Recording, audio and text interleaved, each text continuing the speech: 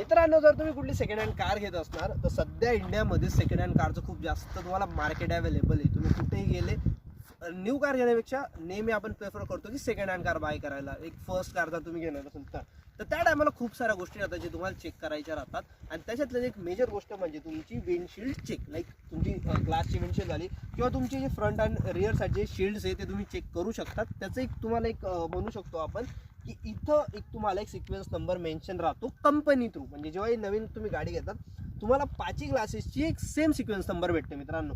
तर तुम्ही नक्की एकदा चेक करा तुम्ही जी गाडी घेताय ती तुमची सेम सिक्वेन्स नंबरची आहे किंवा नाही. आणि त्याच्यात जर कुठल्याही ग्लासची तुमची सिक्वेन्स नंबर मॅच होत नसेल तर नक्कीच गोष्ट आहे की तो ग्लास तुमचा चेंज केला गेला आहे ओनरकडनं.